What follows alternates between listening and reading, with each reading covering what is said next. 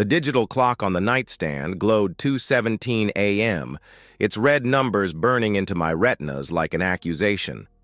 I hadn't slept properly in weeks, not since the night Emily first came home smelling like someone else's cologne. Now, sitting alone in our king-sized bed while she was supposedly at another emergency client meeting, I finally admitted what I'd been denying for months. My marriage was a corpse I'd been desperately trying to resuscitate. I remember meeting Emily at the university library 12 years ago. She'd been reaching for the same economics textbook, and our hands touched. Such a cliché, it makes me sick now. But God, she was beautiful then. Still is, I suppose, though beauty feels like poison when it's been weaponized against you. We'd studied together that night, and every night after. I proposed at Chez Laurent, the French restaurant where we'd had our first real date. The ring cost 3 months of my teaching salary, but her tears of joy felt worth any price. Our honeymoon in Santorini remains crisp in my memory.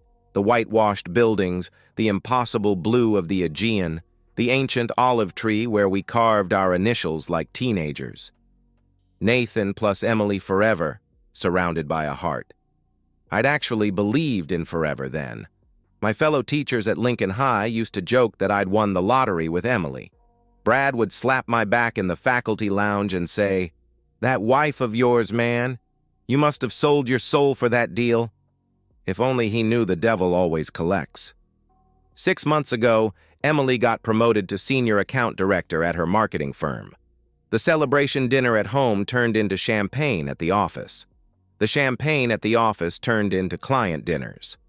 The client dinners turned into conferences, late meetings, weekend strategy sessions. Her phone, which used to lay carelessly around our house like any other object, became a guarded treasure. She'd flip it face down during meals, take it to the bathroom, sleep with it under her pillow. The first night she didn't come home until 3 a.m., I'd been frantic. She slid into bed with practiced exhaustion and explained, "Server crash at the office. Had to manage the crisis." When she kissed me goodnight, her mouth tasted wrong, like Macallan whiskey, the expensive kind we never bought. Her hair smelled like cigarette smoke, though she'd quit 5 years ago. I told myself I was paranoid, that 15 years of teaching teenagers had made me see deception everywhere. But a teacher's instinct for lies is hard to shut off. You spend enough time watching kids fumble excuses for missing homework, and you develop a radar for bullshit. The way someone's eyes drift up and left when they're constructing a story. The unnecessary details that decorate a lie. The defensive anger when questioned. Emily was exhibiting all the tells I'd seen 1,000 times before, only now they were coming from the woman who'd promised to love me until death. Standing in our bedroom now, I stared at her side of the closet. The La Perla lingerie set I'd bought her for our anniversary. Gone. The black silk negligee from Valentine's Day. Missing. They'd reappear days later, freshly laundered, smelling like expensive detergent we didn't use. Her dress collection had evolved, too. The conservative professional wear had given way to shorter skirts, deeper necklines, fabrics that clung in ways that made my chest tight with recognition. She was dressing for someone, and it wasn't me. My phone buzzed. A text from Emily. "Meeting running late. Don't wait up. Love you." Love. The words sat in my throat like broken glass. I knew, with the same certainty I knew the quadratic formula, that my wife was in another man's bed right now. The only question left was what I was going to do about it. Every problem has a solution if you work through the steps methodically. That's what I tell my algebra students. Define the variables. Set up the equation. Solve for X. My marriage had become a word problem. If a wife leaves for work at 8 a.m. and claims to return at 11 p.m., but her office parking garage shows her car leaving at 6 p.m., where does she spend those 5 missing hours? The decision to hire a private investigator felt like admitting defeat. For 2 days, I'd driven past the office of Sullivan Investigations, located above a bail bondsman on the seedy side of downtown. The neon sign flickered like my resolve. On the third day, I parked and climbed the narrow stairs that smelled like 40 years of cigarettes and broken dreams. Jack Sullivan looked exactly like Central Casting's idea of an ex-cop turned PI. Thick shoulders, tired eyes, coffee stains on his shirt. He didn't pretend this was anything other than what it was when I sat in the cracked leather chair across from his cluttered desk. He cut through my attempted casual small talk and asked, "How long have you suspected?" 6 months, I admitted, the words feeling like pulling teeth. Maybe longer if I'm honest. Describing Emily's patterns to this stranger felt like undressing in public. Her Tuesday and Thursday client dinners, her new gym membership at a place across town, far from her office, the weekend conference in Chicago that I'd later learned, through a casual comment from her colleague, had been canceled. Jack Sullivan took notes without judgment, his pen scratching across a yellow legal pad like he was writing my marriage's obituary. "I'll need 2 weeks," he said. "Maybe less if she's not careful. The careful ones take longer." She wasn't careful. The next 14 days, I became an Academy Award-worthy actor. I graded papers while Emily texted constantly beside me, her fingers flying across the screen with the urgency of new love. I cooked dinner while she called to cancel, another meeting running late.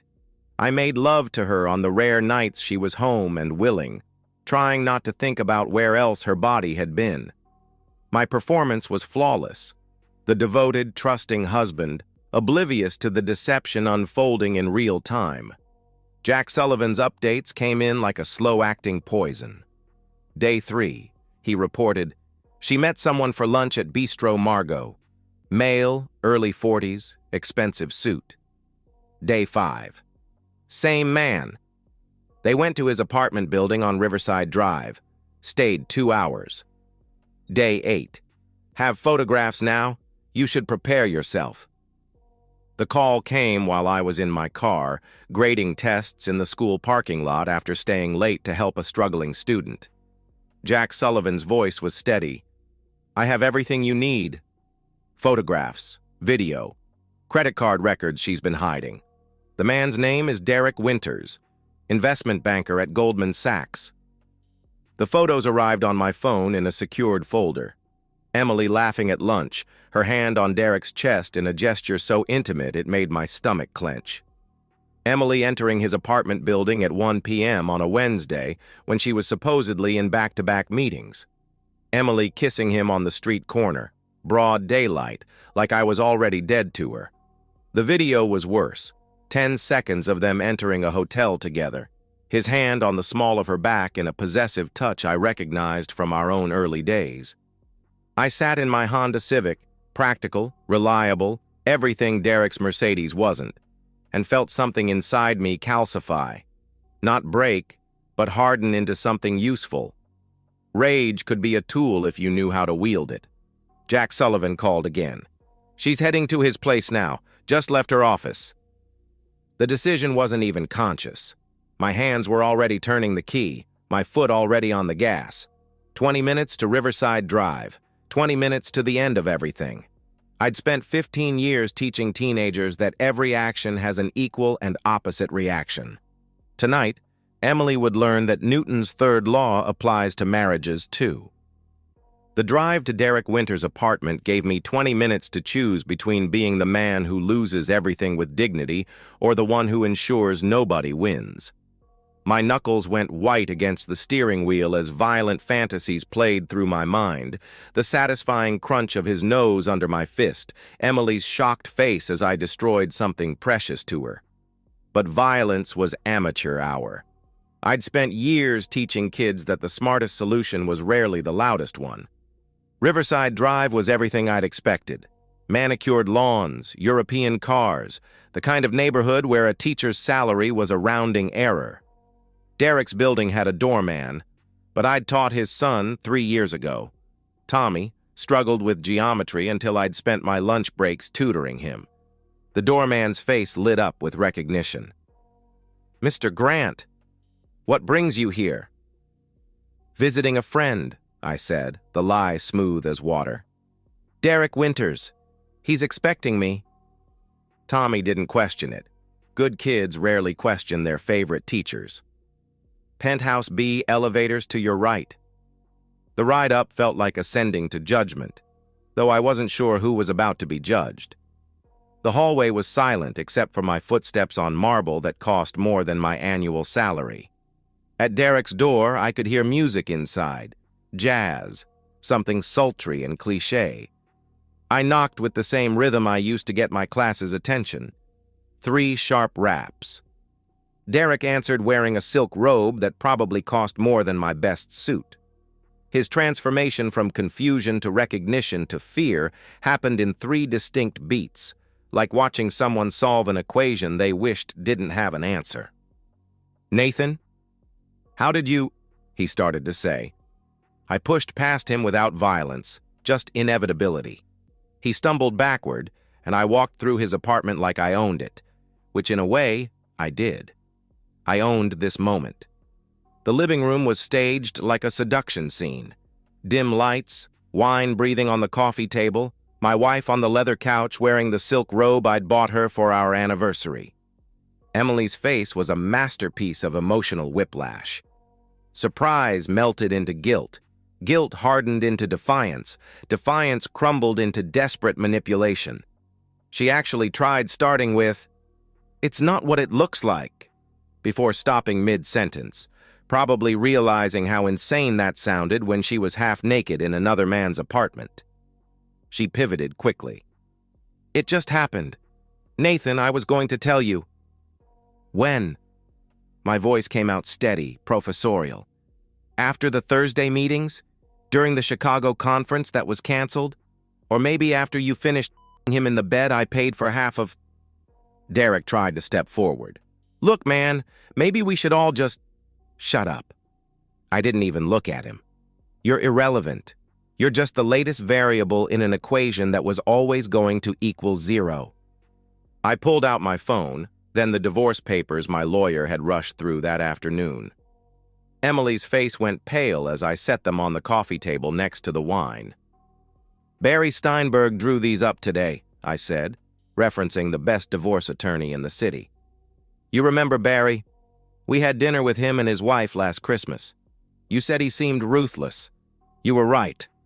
Emily's voice cracked as she pleaded, "Nathan, please, we can talk about this." "We are talking. I'm talking. You're listening. Like you should have been listening when you promised to forsake all others." I took out my phone, snapped a photo of them both. Derek tried to cover his face. Emily just stared. "Documentation for the divorce. Barry says infidelity helps with asset division." Emily's manipulation shifted to anger, right on schedule. "You can't just— this is my life too." Was your life. I kept my tone even, the same voice I used to explain why a student had failed. "Your parents know, by the way. I called them an hour ago. Your mother cried. Your father said he wasn't surprised. Apparently you'd done this before in college. Wish he'd mentioned that earlier."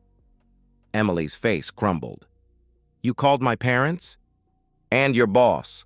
Anonymous tip about misuse of company resources. Those client dinners you've been expensing?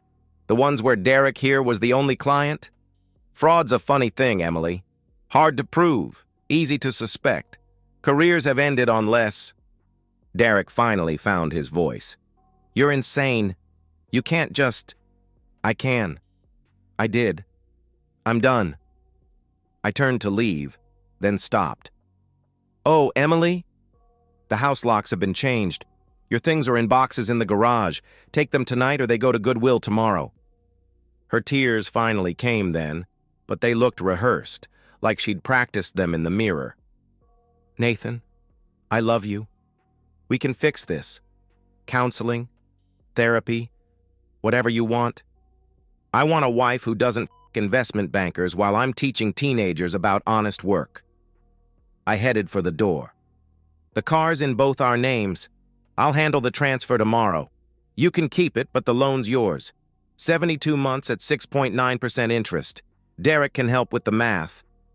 The last thing I heard was Emily calling my name, her voice cracking with something that might have been genuine regret. but genuine regret after discovery isn't remorse. It's just disappointment at being caught. Emily arrived home at 11:47 p.m., exactly 3 hours and 12 minutes after I'd left her at Derek's penthouse. I knew because I was sitting in the dark living room, watching the security camera feed on my laptop. She tried her key 3 times before accepting it wouldn't work, then pounded on the door with both fists. She shouted from outside, "Nathan, open the door! This is my house too!" I let her knock for exactly 5 minutes, long enough for the neighbors to notice, before opening the door. She'd changed clothes, traded the silk robe for jeans and the Princeton sweatshirt she'd stolen from me years ago. Her makeup was ruined, mascara drawing black rivers down her cheeks. "Your belongings are in the garage," I said, blocking the doorway. "Everything's labeled. I even bubble-wrapped the china your grandmother left you." Emily pushed against my arm. "You can't just lock me out of my own home." "Our home, past tense, and legally I can, since you abandoned the marital residence to commit adultery. Barry's words, not mine." She tried to push past me. I didn't budge. "I want to talk. We need to talk." "Fine. Talk." The next hour was a masterclass in manipulation tactics. She cycled through every strategy in the playbook, and I cataloged them like a scientist observing predictable phenomena. First came the tears and apologies. "I'm so sorry. I don't know what I was thinking. It meant nothing."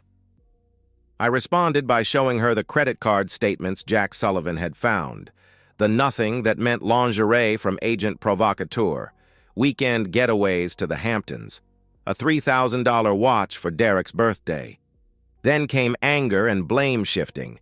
"You were never here, always grading papers, always at school events. I was lonely." I reminded her that I'd offered to cut back on extracurriculars, but she'd said we needed the extra income for her dream vacation to Bali, the one she'd apparently been planning to take with Derek, based on the email confirmations Jack Sullivan had discovered. Next was bargaining. "We can try counseling. I'll quit my job. We'll move somewhere new, start fresh." I pulled up the text messages Jack Sullivan had screenshot. 3 months of her telling Derek she was planning to leave me after bonus season, that she just needed to position things right first. Finally, desperation. "Remember our wedding? Remember Santorini? Remember when Dad had his heart attack and you stayed with me at the hospital for 3 days?" "I remember everything," I said. "I remember you promising to love and cherish. I remember you saying Derek was just a client. I remember last Tuesday when you said you were at a pitch meeting, but you were at his apartment. I have timestamps, Emily, receipts, photos, your location data from the Find My Phone app you forgot we shared." She collapsed onto the porch steps, and for a moment she looked like the girl I'd fallen in love with, vulnerable, lost, beautiful in her imperfection. But that girl was a ghost, and I was done being haunted. "Your parents are expecting you," I said. "Your mother set up your old room." Emily looked up at me with hollow eyes. "You told them everything?" "Enough. They're disappointed but not surprised. Apparently this is a pattern." Her voice became smaller. "What about work? Did you really? HR will want to discuss your expense reports. I'd hire a lawyer." She stood, wobbly, and faced me with something like dignity. "I suppose you want the ring back? Keep it. Sell it. Give it to Derek. I don't care." Her final accusation came out sharp and bitter. "You're enjoying this. You're enjoying destroying me." "No," I said honestly. "I'm enjoying the clarity. For 6 months I've been drowning in doubt, thinking I was paranoid, jealous, insecure. Turns out I was just right." I went inside and returned with her car keys and the boxes I'd packed with surgical precision.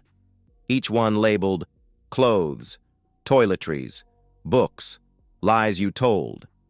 That last one contained our wedding album, the love letters she'd written me in college, the renewal of vows we'd done at 5 years.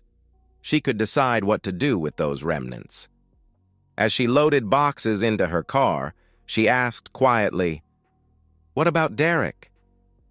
Are you going to ruin his life too? What about him? Are you going to ruin his life too?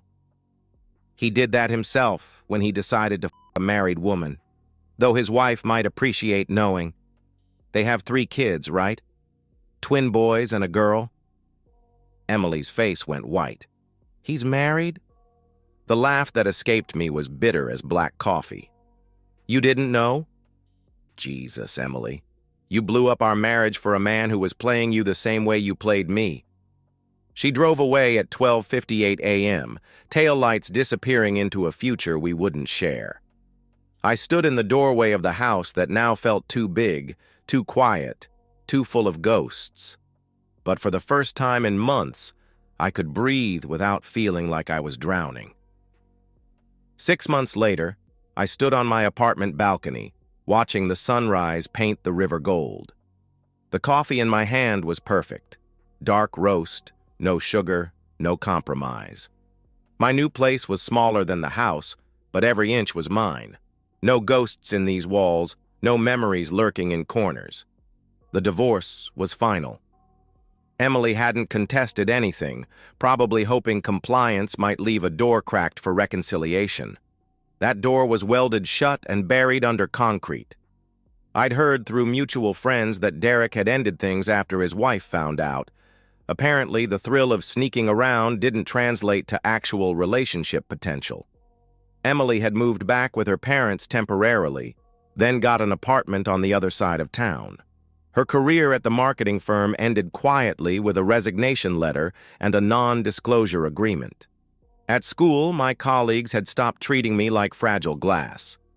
My students, with their supernatural ability to sense authenticity, had noticed something different.